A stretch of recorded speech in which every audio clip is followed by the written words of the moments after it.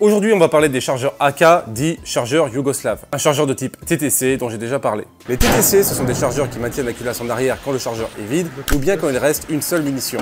Ça permet, dans le cas du FAMAS, de ne plus avoir besoin de toucher au levier d'armement une fois celui-ci chambré, en plus d'avoir une munition prête à tirer pendant le rechargement. Pour le cas de la R15, ça permet seulement de maintenir une munition en chambre pendant un rechargement, vu que le système de maintien de culasse en arrière est de base sur un AR15. Pour le cas de la R15, je disais dans une chronique dédiée que c'était une mauvaise idée, qu'il ne fallait pas acheter ce type de chargeur. Mais aujourd'hui, on va voir ces chargeurs pour la gamme AK.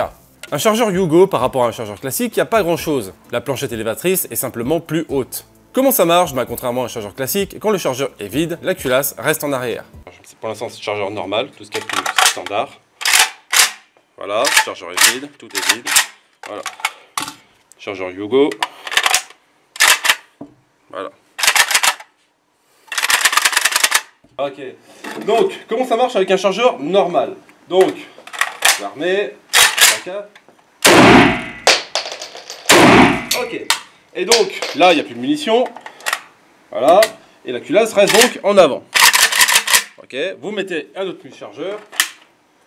Et vous pouvez continuer à tirer. Ok. Donc, culasse en avant, etc. Comment ça se passe désormais avec un chargeur Yugo? Avec un chargeur Yugo, donc, comme celui-ci.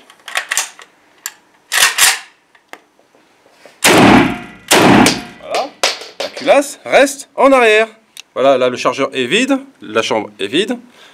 Vous retirez le chargeur et vous pouvez mettre un chargeur normal. Et vous armez comme un chargeur normal. Voilà. Contrairement au FAMAS, ça ne laisse pas une cartouche en chambre en le retirant. La culasse est simplement bloquée. Bon, les avantages. Déjà, un peu d'air passe dedans quelques secondes, le temps que ça bloque, s'en rendre compte et le retirer. Donc, un petit peu de refroidissement dans le système.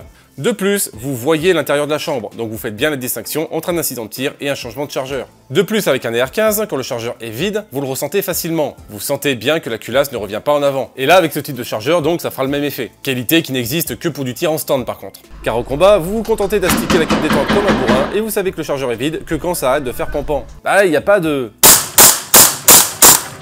Tiens, je ne reçois pas cette douce sensation de la tête de culasse qui rentre délicatement dans la chambre de la queue détente. Le chargeur est certainement vide. En effet, le chargeur est vide. Je dois le changer.